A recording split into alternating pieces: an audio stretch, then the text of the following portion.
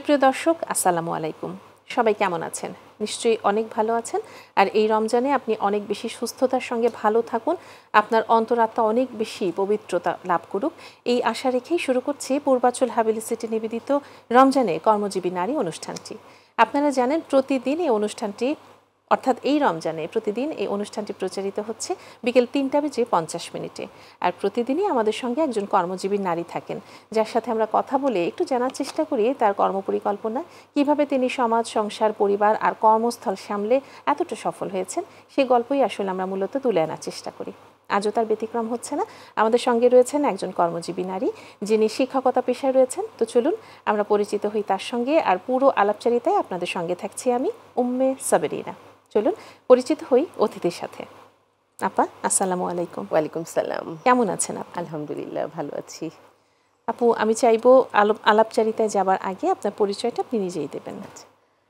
আমি Jafrin Ferdousi, ক্যামেরিয়ান school and কলেজে আছি, শিক্ষকতা পেশার সাথে আছি। আচ্ছা, আমার শিক্ষকতা পেশা দীর্ঘদিনের। তার আগে শুরুতেই যদি আমি একটু জানতে চাই, যেহেতু রমজান মাস চলছে, রমজানে আসলে দিনের শুরুটা হয় কিভাবে? আপনি কিভাবে সেহরি থেকে দিনের শুরুটা করেন? আসলে আমরা অপেক্ষায় থাকি এই মাসটার জন্য। যদিও আমি জব করি, ক্যামেরিয়ান স্কুল অ্যান্ড কলেজে আছি, তো আমাদের এখনো 15-16 রোজা পর্যন্ত স্কুল হবে।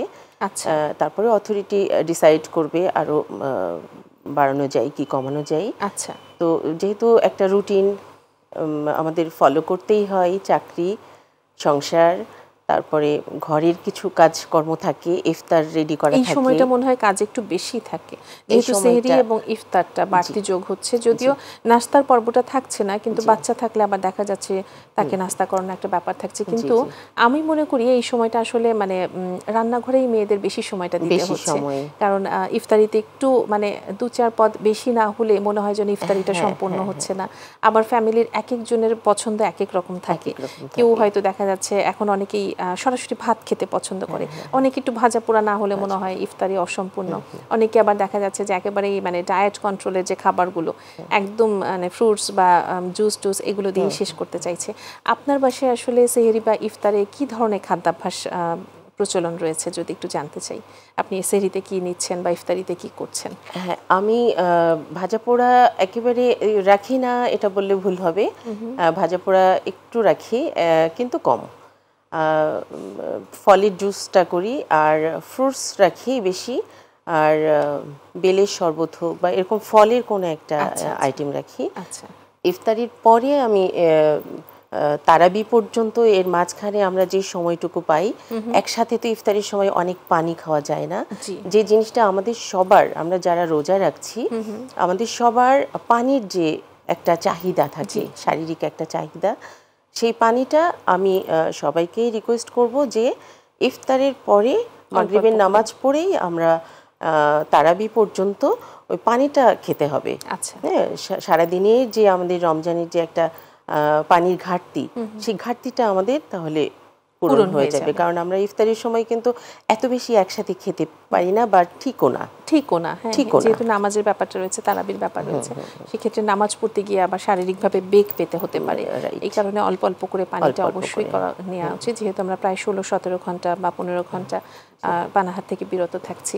তো এই ক্ষেত্রে যদি একটু জানতে চাই যে পরিবার সামলে কাজ করছেন, শিক্ষকতা পেশায় রয়েছেন, পরিবারের সাপোর্ট কেমন? হ্যাঁ, আমার পরিবারের সাপোর্ট আলহামদুলিল্লাহ ভালো। আমার হাজবেন্ড, আমার ছেলে, আমি, আমাদের ছোট্ট সংসার। আচ্ছা, তো আমার হাজবেন্ড, ও আছে বসুন্ধরা গ্রুপে, তো ও আমাকে অনেক হেল্প করে। যেমন ইফতারির টাইমটা হলেই সে দেখা যাচ্ছে আমি হয়তো কিচেনে ব্যস্ত আছি, সে ফল কাটছে বা সেই জুসটা করছে। হ্যাঁ, আমি এসবগুলির ভুসি, শরবত, চিয়া সিডস এগুলো দিয়ে সব দিন একরকম করি না, দেখা যাচ্ছে যে এই টাইপের একটু ভেরিয়েশন নিয়ে আসি। কারণ সব দিন একরকম হলে একটু এই লাগে, একঘেয়েমি চলে আসে। সে কারণে আমি চেষ্টা করি যে দুদিন একটু এরকম রাখা, দুদিন একটু জুসের মধ্যে রাখা, এরকম। ছাড়া শরীর চর্চার বিষয়ে কোনো পরামর্শ কি রয়েছে আপনার? শরীর চর্চার বিষয়ে যেটা আমি বলবো, আমাদের যেহেতু রমজান মাস একটা রুটিনের মধ্য দিয়ে আমাদের চলতে হচ্ছে, আমরা কিন্তু ওইভাবে সময় পাচ্ছি না। তো 5 ওয়াক্ত নামাজ আমরা যেটা করছি সেটা আমাদের মোটামুটি একটা এক্সারসাইজ হয়ে যাচ্ছে। একদম একদম চমৎকার একটা এক্সারসাইজ হয়ে যাচ্ছে, কারণ আমরা তারাবি পড়ছি, তারাবিতেও কিন্তু আমাদের অনেকবার সেজদা দিতে হচ্ছে, এটাও ওয়ান কাইন্ড অফ এক্সারসাইজ। তো এই যে রমজান মাস চলছে, তো আমরা খাদ্যাভ্যাসের বিষয়ে কথা বললাম, অনুশীলনের ব্যাপারে কথা বললাম, তো আমাদের নারী দর্শকদের উদ্দেশ্যে আপনার যদি কোনো ট্রিক্স থেকে থাকে যে কাজকে সহজ করার জন্য আমরা কি করতে পারি বা আপনি কি অনুশীলন করে থাকেন? আমি সবার উদ্দেশ্যেই বলবো, আমাদের নারীদের জন্য কাজকে সহজ করবার জন্য যেটা আমাদের করতে হবে, কারণ ইফতারি সময় অবশ্যই আমাদের এক্সট্রা কিছু তালিকায় অ্যাড করতে হচ্ছে। সেই হিসাবে আমরা কিছু খাবার, যেমন আমরা ছোলা বুট যেটা করছি, সেটা আমরা চাইলে একটু বেশি করেই, যেন 2-3 দিন, হ্যাঁ আবার অনেক বেশি না, 2-3 দিন আমরা একটু সেদ্ধ করে বক্সে করে রেখে দিতে পারি। তারপর ডালের বড়া যেটা করছি সেটার ক্ষেত্রেও তাই, পেস্ট করে একটু তুলে রাখতে পারি, একটু তুলে রাখতে পারি, নিলাম পরের দিনের জন্য একটু রাখতে পারলাম, যেদিন ব্যস্ততা সেদিন হয়তো ওইটা আমরা কাজে লাগাতে পারি।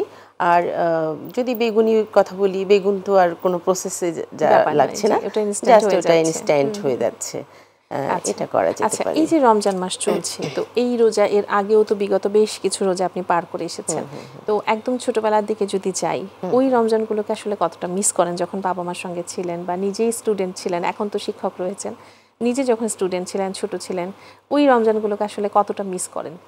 অনেক মিস করি, মানে কি বলবো, ওই সময় আমাদের ছেলেমেয়েরা তো তখন আসলে কোনো দায়িত্ব ছিল না, তখন দায়িত্ব ছিল না, বাবা মার ঘরে ইচ্ছা মন চাইছে করেছি, মন চাইনি করিনি। তবে মার সাথে হেল্প করতাম, আমরা 2 বোন 3 ভাই। আচ্ছা, আমরা 2 বোন সবসময় মাকে হেল্প করতাম। যখনই দেখা যাচ্ছে মা ইফতার করছে, বানাচ্ছে বা রেডি করছে, কিচেনে গিয়েছে, হয়তো পেঁয়াজটা কেটে দিচ্ছি, হয়তো তার সাথে বেসনটা গুলিয়ে দিচ্ছি, বা ওই সময় আরেকটা মজার বিষয় সেটা এখন নাই বললেই চলে, এখনও আমরা চাইলে করতে পারি, তবে সেই সময়টা আমরা প্রতিটা ঘরে ঘরেই করেছি, যে ইফতার দেওয়া নেওয়া।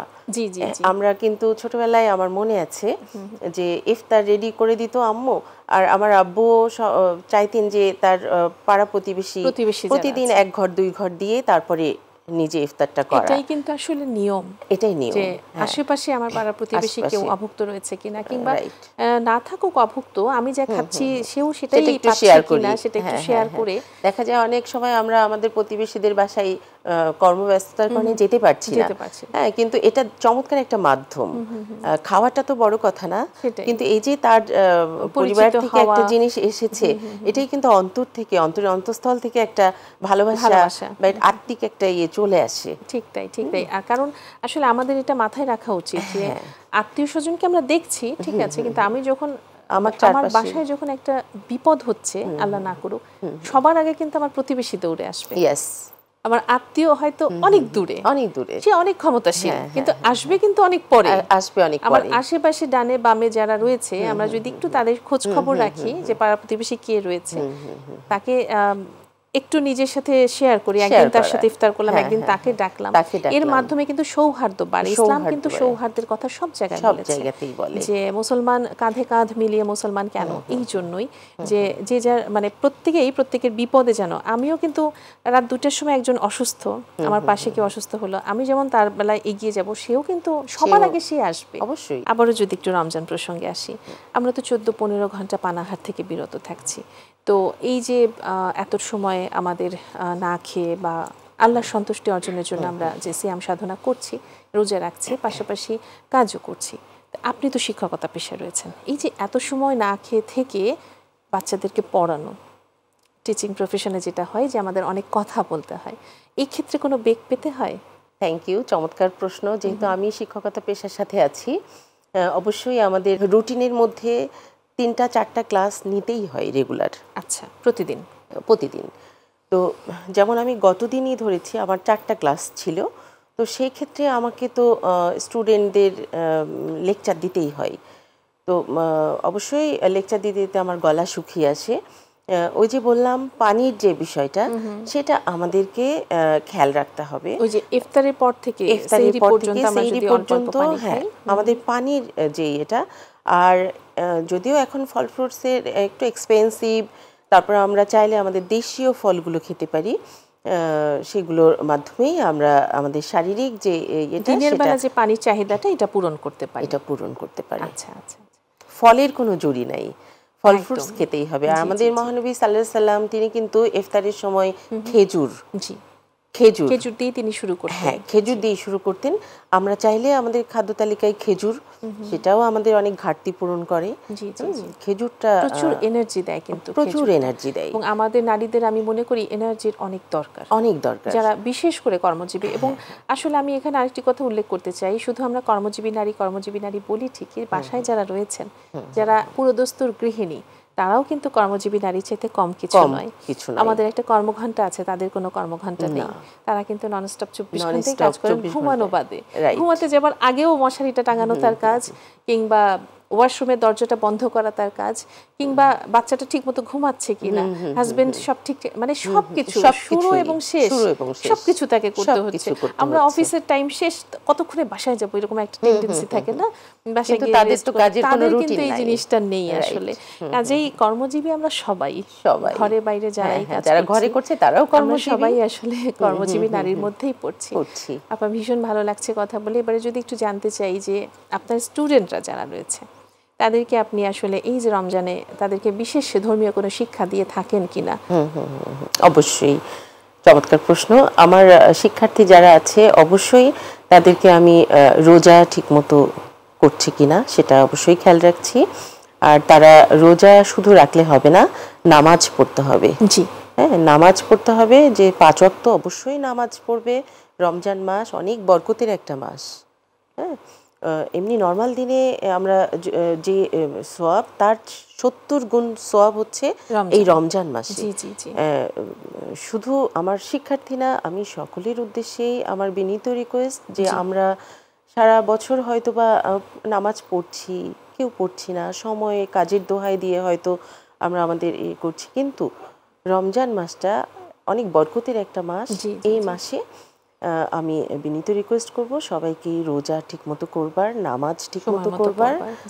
মহান আল্লাহ তাআলা অবশ্যই আমাদের সকলের জন্য আছেন। অবশ্যই অবশ্যই। এবং আমরা আসলে পৃথিবীতে আসার উদ্দেশ্যই তো এটি, সৃষ্টিকর্তার সন্তুষ্টি অর্জন। এবং এই মাসটা হচ্ছে মানে বিশেষ একটি মাস, যেখানে আমরা খুব অল্প পরিশ্রমে অনেক বেশি সফলতা পেতে পারি, শুধুমাত্র এই সিয়াম সাধনার মাধ্যমে, এবং সময় মতো নামাজ এবং ছোট ছোট কিছু আমলের মাধ্যমে, কোরআন তেলাওয়াতের মাধ্যমে। যেমন ছোট্ট একটি সূরা পড়লেই, 3 বার পড়লেই একটা কোরআন শরীফ খতমের সওয়াব আমরা পেয়ে যাচ্ছি। এত বড় রহমত আমার মনে হয় অন্য কোনো ধর্মে পাওয়া যাবে না। আমরা সেই হিসেবে আমাদের জন্য আমরা খুব লাকি যে আমরা ইসলাম ধর্মাবলম্বী। কি বলেন আপা? আপা, অসংখ্য ধন্যবাদ। এত কর্মব্যস্ততার মধ্যেও এসেছেন, আমাদের এত মূল্যবান কথা বলেছেন। নিশ্চয়ই আমার দর্শকদের আপনার কথা থেকে কিছু কথা হলেও ভালো লাগবে। নিশ্চয়ই আবারও দেখা হবে অন্য কোনো অনুষ্ঠানে। আপনি কি আমার নারী দর্শকদের উদ্দেশ্যে কিছু বলতে চান? হ্যাঁ, অবশ্যই। সবাই রোজা করব, ঠিকমতো নামাজ পড়ব। আর মাই টিভিকে অসংখ্য ধন্যবাদ, সবাইকে ধন্যবাদ। অনেক ধন্যবাদ আপা।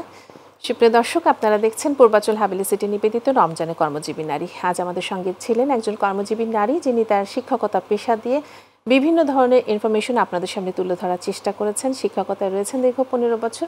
আমরা তার সফলতা কামনা করছি এবং আবারও দেখা হবে অন্য কোনো অনুষ্ঠানে। এই কামনা নিয়েই শেষ করছি আজকের মতো। আপনারা সবাই সুস্থ থাকুন, সুন্দর থাকুন, আর সবসময় মাই টিভির সাথে থাকুন, এই আশা রেখে বিদায় নিচ্ছি আমি উম্মে সাবেরিনা। দেখা হবে আগামীকাল একই অনুষ্ঠানে একই সময় অন্য কোনো অতিথিকে সাথে নিয়ে। সে পর্যন্ত আমাদের সাথেই থাকুন। আল্লাহ হাফেজ।